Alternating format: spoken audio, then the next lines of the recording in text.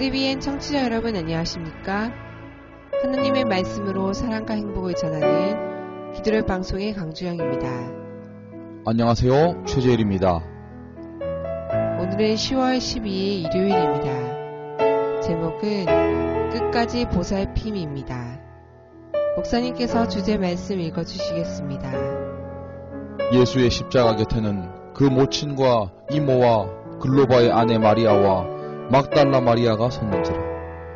예수께서 그 모친과 사랑하시는 제자가 곁에 섰는 것을 보시고 그 모친께 말씀하시되 여자여 보소서 아들이니이다 하시고 또 그 제자에게 이르시되 보라 내 어머니라 하신대 그때부터 그 제자가 자기 집에 오시니라. 요한복음 19장 25절로 27절에 있는 말씀입니다.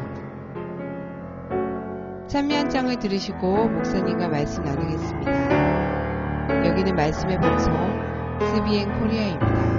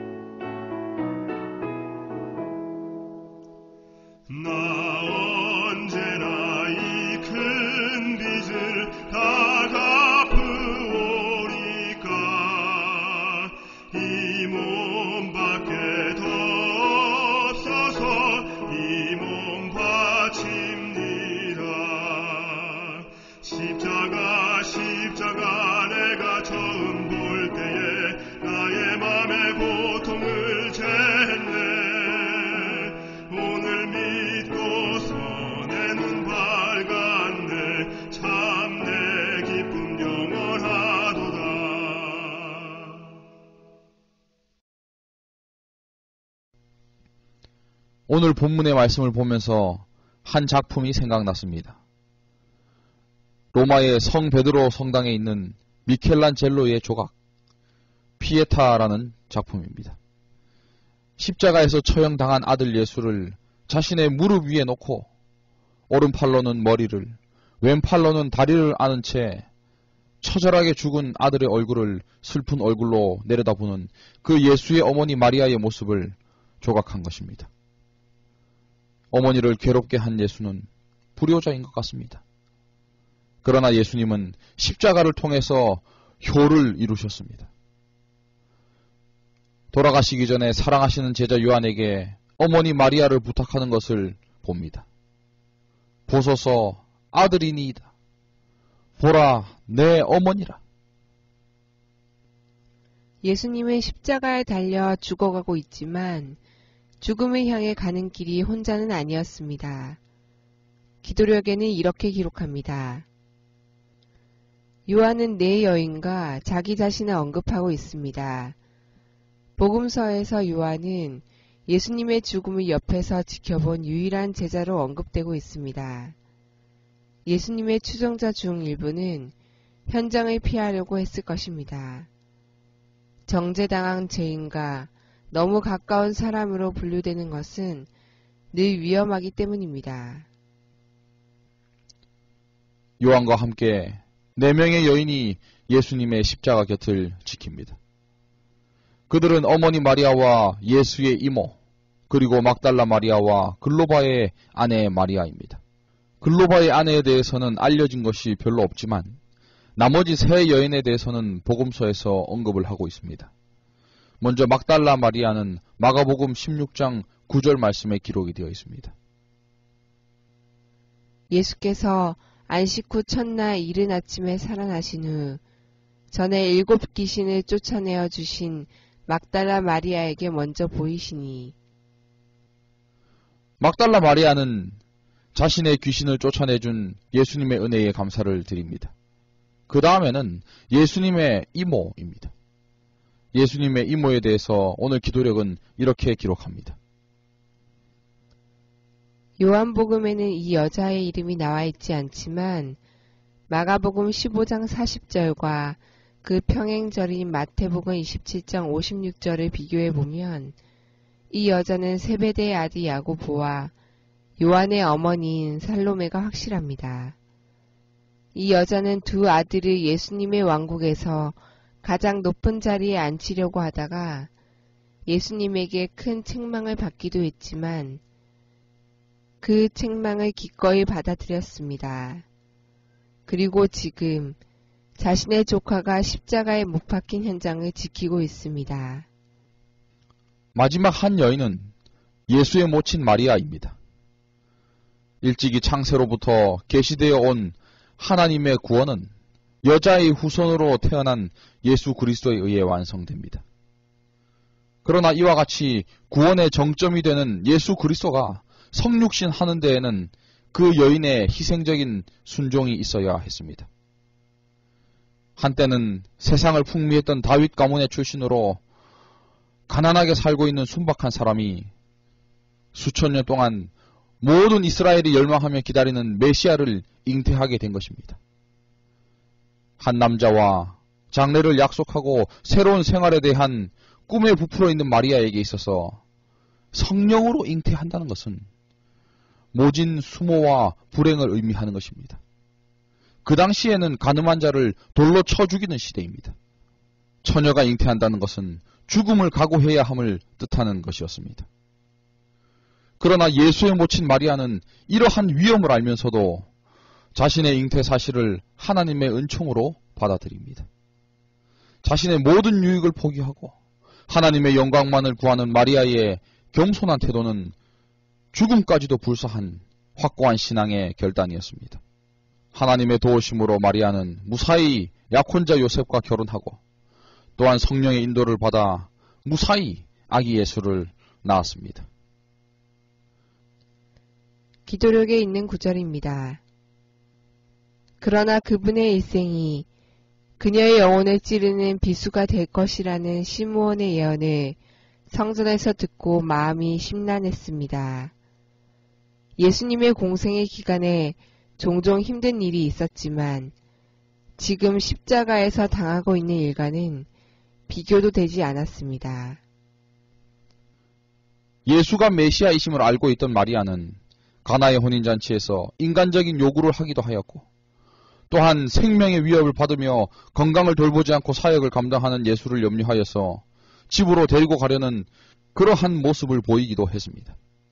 이것은 육신의 연약함을 가진 그러한 어머니라는 것을 말해줍니다. 그녀 역시 본능적인 모성과 메시아에 대한 신앙이 교차하고 있는 그 마음에 갈등과 혼란이 있는 여전히 연약한 한 인간 어머니였던 것입니다. 비록 세상 만민을 구원할 메시아를 낳았지만은 마리아 역시 율법 앞에 죽을 수밖에 없는 연약한 죄인에 불과했던 것입니다. 이러한 마리아에게 자신 일생 최대의 사건이 발생합니다. 그것은 사랑하는 아들 예수가 십자가 형틀에 사형을 당하게 된 것입니다. 삶의 기둥이었던 아들이 처형되는 광경을 지켜보는 그 십자가 사건은 마리아에게 그 일생의 가장 처절한 순간이었지만은 그러나 한편으로는 이 최악의 상황이 최상의 축복의 문으로 들어서는 첫걸음이 되었습니다. 시대소망 752쪽의 말씀입니다. 숨을 거두려는 시간에 그리스도께서는 당신의 어머니를 기억하셨다. 슬픔에 잠긴 어머니의 얼굴과 요한을 바라보시면서 예수께서는 어머니께 말씀하셨다. 여자여 보소서 아들이니이다. 그리고 나서 요한에게 말씀하셨다. 보라 내 어머니라. 요한은 그리스도의 말씀을 깨달았으며 그 위탁을 받아들였다. 그는 즉시 마리아를 자기 집으로 모시고 가서 그때부터 그녀를 친절히 봉양하였다. 효도에 대한 그리스도의 완전한 모본은 어두운 세대를 밝은 빛으로 비춘다. 거의 30년 동안 예수께서는 매일의 일과를 수행하심으로 가사를 도우시고 짐을 나누어 지셨다. 이제 그분은 마지막 고통 중에서도 슬퍼하는 홀어머니를 위하여 필요한 준비를 잊지 않으셨다. 그와 같은 정신이 우리의 주님을 따르는 모든 제자들에게서도 나타나야 할 것이다.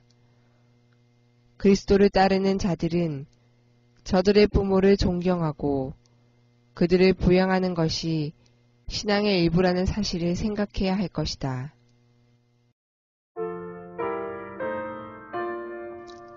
요셉은 이미 고인이 되었고 형제들은 아직 그리스도인이 아니었을 때에 예수님은 십자가 위에서 어머니의 노후의 삶을 요한에게 부탁합니다.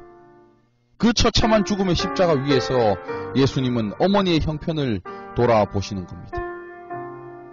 그리고 비록 죽음을 앞둔 아들이지만은 끝까지 어머니를 보살피는 책임을 지고 있습니다.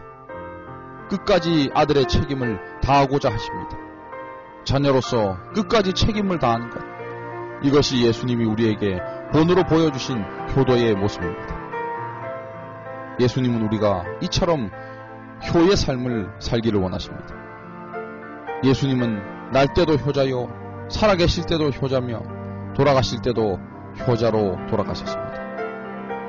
오늘 우리 모두가 참된 효를 보이신 예수님을 마음에 품고 부모님께 감사한 마음으로 살아가시기를 축원하며 말씀을 드리겠습니다.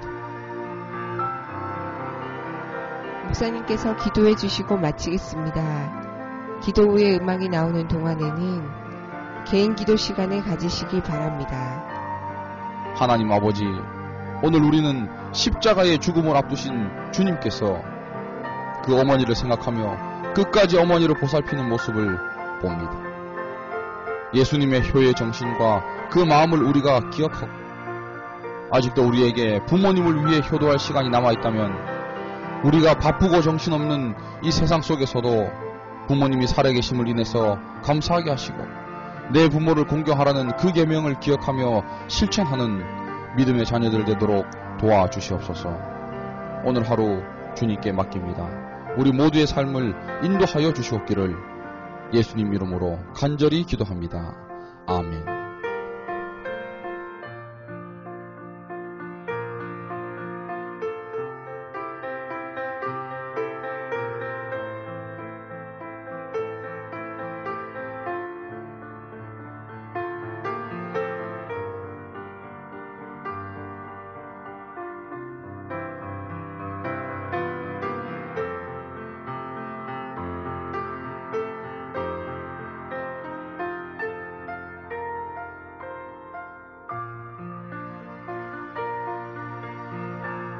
아직 기도력을 읽지 않으신 분들은 기도력 방송을 들으신 후에 꼭 읽어주시면 감사하겠습니다. 말씀 속의 부활을 간직하시는 CBN 청취자 여러분들이 되시길 바랍니다. 감사합니다.